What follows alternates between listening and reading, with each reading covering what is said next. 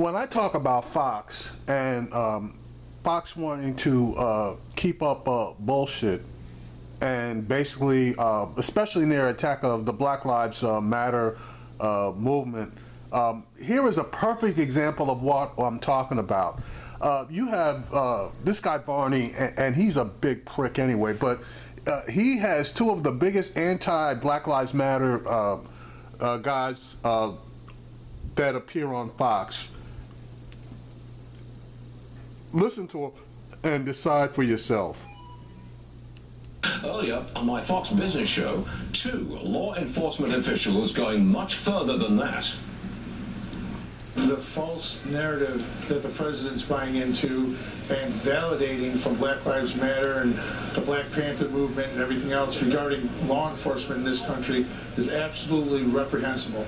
President Obama has been the maestro. He has led the cause and fanned the flames of anti-police sentiment that is sweeping this country, and that is now, in my estimation and in my view, this is directly related, this anti-police sentiment, to some of the attacks on law enforcement. Reaction now from the former Republican governor of Louisiana, Bob. Now, real quick, that first guy, Steve Loomis, was the head of the biggest police union in New York. And that guy, if I had a chance, which I never will, and if I believed in violence, that would be one of the first guys that I would want to see taking a dirt nap. And the second guy that I'd like to see taking a dirt nap was Sheriff Clarke, because that guy is a major asshole. Now, in this particular segment, Steve Varney is going to try to get Bobby Jindal to get political on this. And even though I'm not a big Bobby Jindal fan, at least he didn't take the bait. Bobby Jindal, Governor, do you put any blame on the president's shoulders? Well, Stuart, first off, thank you for having me. Look, this is an awful, awful day for the people of Baton Rouge. It is too soon for me to be talking about politics. Our emotions are raw.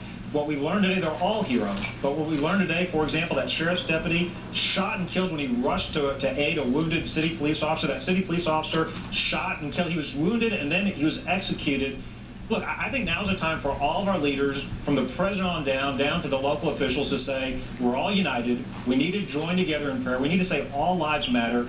Stop dividing. We don't need to be divided by racial lines, political lines, ideological lines, and we need to support our police. 8 police officers have now been executed these last several days. They didn't die in the line of duty. They were executed.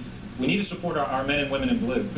All right, now he's going to try again to get him to say something about President Obama in this issue. President Obama twice invited leaders of the Black Lives Matter movement to the White House prior to the shootings in Baton Rouge. Did that send a message to Black Lives Matter? Did it send a message to the anti-police sentiment in this country? What do you make of this? Well, Stuart, again, there'll be an appropriate time and place to talk about the president and politics. I'm not a fan of the president's. I've been very critical of the president's, but it's barely been 24 hours. And the reason this is so personal to me, my family and I, we've got to know these law enforcement officials. For 8 years, they've guarded me and my family. You know, my kids have gone hunting and fishing with these men and women. I know it's popular among some very extreme elements in our country to demonize the police.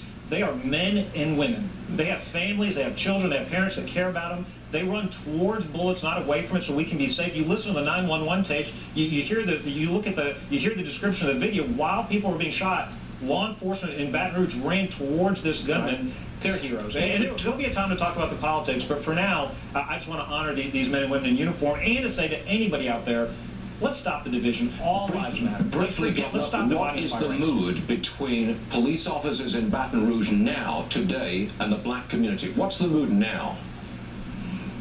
Look, I think there's still shock. I think, it almost, not quite depression. We've got a heavy burden on our shoulders.